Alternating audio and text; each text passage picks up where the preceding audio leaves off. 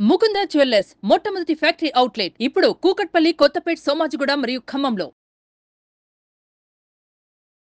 నమస్తే రమగారు. నమస్తే జయ. రమగారు, మంచికైనా చెడుకైనా ఎంతసేపు పక్కన వాళ్ళని అనేస్తూ ఉంటాం.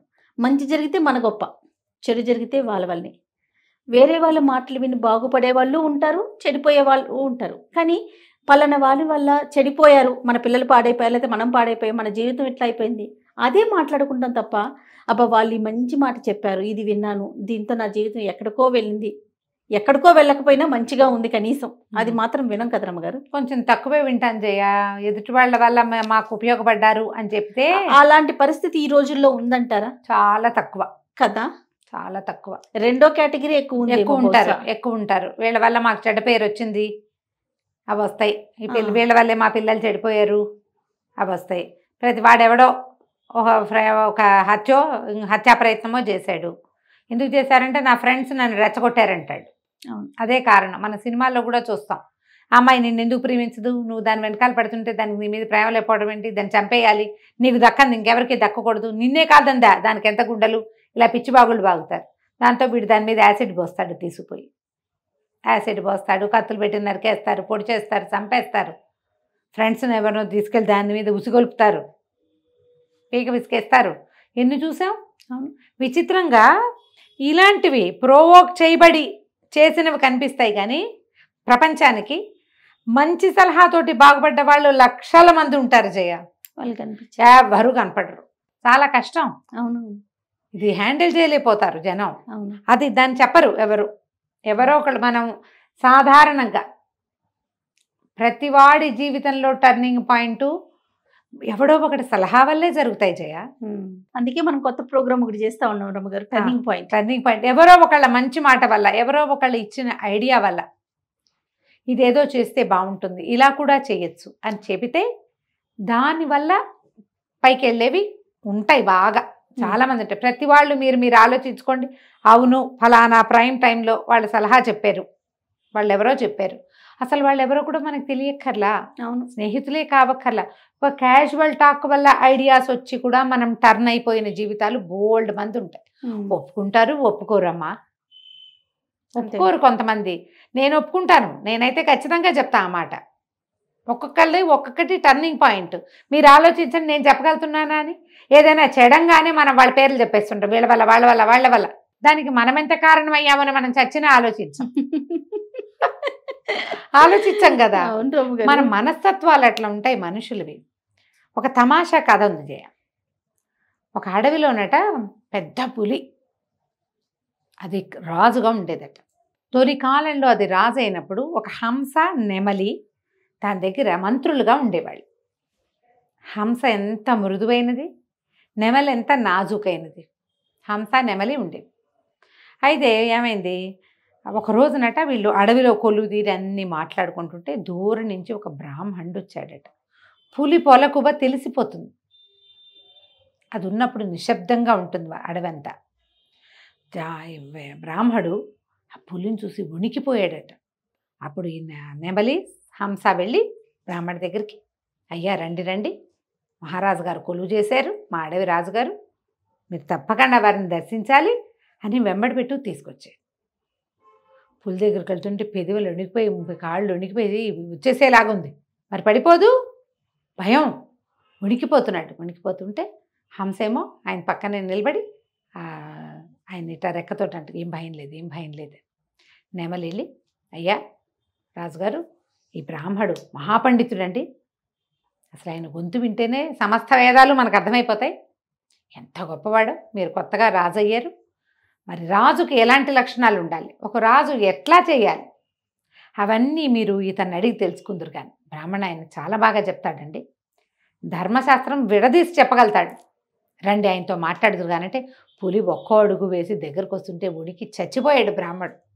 కానీ పులి ఆ గాండ్రింపు గొంతుతోటి, అయ్యా నమస్కారం, భయపడకండి, నేను మిమ్మల్ని ఏం చెయ్యను, మా మంత్రులు ఇద్దరు చెప్తున్నారు మీరు గొప్ప ధర్మాత్ములని, ధర్మం తెలిసిన వాళ్ళు, బాగా న్యాయబుద్ధి కలిగిన వారని, అసలు నేను రాజ్యం ఎలా చేయాలో నాకు బోధించండి, రండి ఇక్కడ కూర్చోండి వెంబడబెట్టు తీసుకెళ్ళి తను చోట కూర్చుని ఆయనకు ఒక గట్టు లాంటిది చూపించింది. బ్రాహ్మడు వణుక్కుంటూనే అక్కడ కూర్చుని, రాజు అయిన వాడు ప్రజలతోటి ఎట్లా ప్రవర్తించాలి, రాజధర్మం ఏమిటి చెప్పండి. అనేది చక్కగా పావుగంట సేపు బోధించాడు.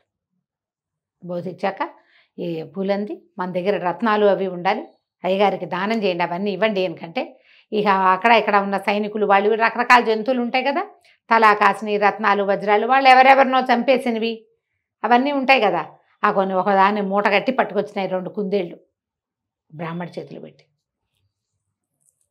చాలా సంతోషించాడు బ్రాహ్మడు. అనేక ఆశీర్వాదాలు దీవించి మంత్రులందరినీ దీవించి, ఎంత చక్కటి మంత్రులు, ఎంత చక్కటి సలహాదారులు. మంత్రి అంటే ఏమిటమ్మా, అంతే కదా, సలహాదారులే కదా. సంతోషించి వెళ్ళిపోయాడు. చాలా బాగుంది. తర్వాత ఒక 3-4 సంవత్సరాలు గడిచాయి. మన పులిరాజు గారు గట్టిపడ్డాడు చాలా, వ్యాఘ్రరాజు. తర్వాత ఏమైంది, పక్షుల టర్న్ అయిపోయి ఒక గుంటనక్క ఒక తోడేలు ఈ 2 మంత్రులేనే. రాజు అయితే ఆయనే, రాజు పులే, మంత్రులే టర్న్స్ మారుతుంటాయి. 3 ఏళ్ళు అయిపోయినాయి. ఓకే, హంసకి నెమలికిను హంసకి ఉద్యోగాలు అయిపోయినాయి, వాళ్ళు టర్న్ అయిపోయి మరి పక్షుల రాజ్యాంగం అయ్యింది. ఇప్పుడు జంతువుల రాజ్యాంగం వచ్చింది. నక్క తోడేలు బాగుంది, 2 మంచి. ఇవి 2 మంత్రులుగా ఉన్నాయి. అదే బ్రాహ్మడు 3-4 సంవత్సరాల తర్వాత అడవిలోకి వచ్చాడు. ఆయనకేం భయం లేదు. ఇది వరకు విన్నాడు కాదు, వరకు విన్నాడు కదా, రాజుగారు గొప్పవాడు, తన మాటలు ఆయన విన్నాడు, వజ్రాలు రత్నాలు ఇచ్చాడు, ఇస్తే ఇస్తాడు, ఇవ్వకపోతే పోతాడు, కానీ వదిలి ఆశీర్వచనం చేయొచ్చు అనుకున్నాడు. భయపడకుండానే వస్తున్నాడు. కానీ ఈ నక్క తోడేలు చూడగానే అబ్బా, బ్రాహ్మడు బాగా పప్పు అన్నం తిని బలిసున్నాడు. రాజుగారికి చెప్పి ఒక్క వేటు వేయించామంటే శుభ్రంగా 4 రోజులకు ఆహారం. ఆయన ఒకసారి తినేసి పడుకుంటాడు రాజు, ఫ్రెష్ ఫుడ్ తింటాడు. మనం 4 రోజులు దాచుకుని తినచ్చు. మానవ మాంసం అతి మధురంగా ఉంటుంది. పైగా వీడు అవి ఇవి తిన్నవాడు కాదు, వచ్చేవాడు. పప్పు అన్నం తిని ఆకుకూరలు తిని ఎద్దు ఆవులాగా రుచికరమైన మాంసం వీడిది. శాకాహారుల మాంసం రుచిగా ఉంటుంది అని చెప్పి రాజుగారికి చెప్పారు. రాజా, ఒక బ్రాహ్మడు వస్తున్నాడు, నయానో భయానో మీ దగ్గరికి తెస్తాం, ఒక్క దూకు దూకితే చాలు, ఒకటే దూకు, భయంతో చస్తాడు, మీరు హాయిగా భుజించవచ్చు, వేడి నరమాంసం మహారుచి. పైగా ఇతడు బ్రాహ్మడు, శాకాహారి, సాత్వికుడు, రుచికరమైన మాంసం కలిగినవాడు. తర్వాత 4 రోజులు మా ఆహారం గురించి మీకు పోచీ లేదు, మేము ఇతనితో సరిపెట్టుకుంటాం. పులి లేచి నిలబడింది, ఆలోచిస్తోంది. బ్రాహ్మడి దగ్గరకు వచ్చాడు. ఇక నక్క తోడేలు 2 రాజుగారి బ్రాహ్మడి దగ్గరకు వచ్చి, అయ్యా, మీరెవరో చాలా గొప్పవారిలో ఉన్నారు, మా రాజుగారు మీకు బహుమతి చేయదలుచుకున్నారు, రండి సమక్షంలోకని తీసుకొచ్చారు. దగ్గరకు వచ్చేసరికల్లా పులి కాళ్ళు చేతులు చాచి, ముందు కాళ్ళు వెనకాల చాచి అని ఒళ్ళు విరుచుకునేసరికల్లా బ్రాహ్మడికి భయమే. ఇలా అతను ఇంతమంది పులిని చూశాడు కదా, నక్క తోడేళ్ళు అనుకున్నా సరే ఒళ్ళు విరుచుకున్నాడు రాజుగారు, ఒక దూకుతాడు అని ఊహించారు. ఆ పులి మెత్తటి అడుగులతోటి బ్రాహ్మణ్ణి సమీపించి, అయ్యా నమస్కారం, కులాసాగా ఉన్నారా అని అడిగి, ఇదివరకు మీరు వచ్చినప్పుడు చాలా కాలం క్రితం హంస నెమలి పరమసాత్వికులైన మహాబుద్ధిమంతులైన వాళ్ళు నాకు మంత్రులుగా ఉండేవాళ్ళు, మీ దగ్గర ధర్మం నేర్చుకోమని చెప్పారు. ఇప్పుడున్న మంత్రులు పరమ దుర్మార్గులండి, మంచి నేర్చుకున్నా సరే చంపటమే వీళ్ళ నీతి, మీరు ఇంకా ఈ అడవిలోకి రాకండి. ఈసారికి నేను వాళ్ళ మాటకే పడలేదు, ముందు ఎలా ఉంటానో మళ్ళీ రావద్దండి అని నమస్కారం, వెళ్ళిరండి అని పంపించేసి. పులి దూకపోతే నక్క తోడేలు పళ్ళు పిండుకుంటాయే తప్పిస్తే అవేం చేయలేవు. తోడేలుకి జంటలు కావాలి, బాగా 10 మంది గుంపు ఉంటే దూకుతుంది. నక్కకి ఎవరున్నా అదేం చేయలేదు. పులో సింహమో దూకి చంపితేనే అవి తినగలుగుతాయి. పులి పంపించేసింది. బ్రాహ్మడు నమస్కారం చేసి వెళ్ళిపోయాడు. పులి నిశ్శబ్దంగా ఊరుకుంది. అంటే తొలి రోజుల్లో చెడు మాటలు వినరు, కానీ రోజు అవే వింటుంటే కొన్నాళ్ళకి ఏమవుతారు, అలవాటు పడిపోతారు. మొదట ఉన్న వాళ్ళు సాత్వికులు కాబట్టి సాత్వికమైన మాటలు చెప్పారు, దుర్మార్గులు కాబట్టి దుర్మార్గమైన మాటలు చెప్పారు. సాత్వికమైన మాటలు విన్న పులి దుర్మార్గమైన మాటలు వినలేదు. పులి యొక్క విచక్షణ పనిచేస్తుంది. సలహాలు 1,00,000 వింటాం మనం. ప్రతిరోజు ఎవడో ఒకడు ఏదో ఒకటి చెప్తూనే ఉంటాడు. నీకు విచక్షణ అనే పదార్థం ఉంది చూడు, అది గనక లేకపోతే, ఆ పదార్థం లేకపోతే నువ్వు మంచి రోజున మంచి, చెడు రోజున చెడు వినాలి. అలా కాదు, నీ విచక్షణ పనిచేస్తే మంచిలో మంచి తీసుకోవాలి, చెడులో కూడా చెడే తీసుకోవాలి నువ్వు. అంతేగా.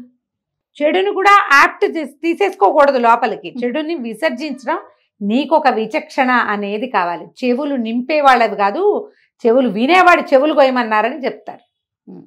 అంతేగా, చెప్పేవాడు 100 చెప్తాడు, వినేవాడికి కదా బుద్ధి ఉండాలి కదా. 100%. ఈ సలహాలు సంప్రదింపులు చేసేటప్పుడు మంచి చెడు చెప్పింది గుడ్డిగా చేయకండి, గుడ్డిగా చెయ్యొద్దు.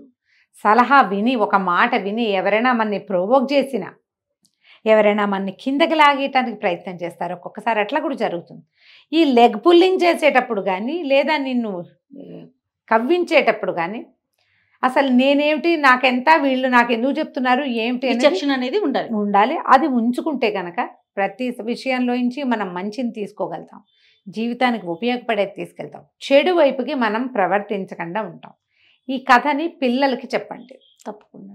ఇది కార్పొరేట్ స్టోరీగా కూడా ఉపయోగించుకోవచ్చు. పిల్లలకే కాదు రమ్య గారు, పెద్దవాళ్ళకు కూడా. స్టోరీ. పెద్దవాళ్ళకు కూడా. ఎస్. కంచికి మనం ఇంటికి. నమస్తే. నమస్తే జయ.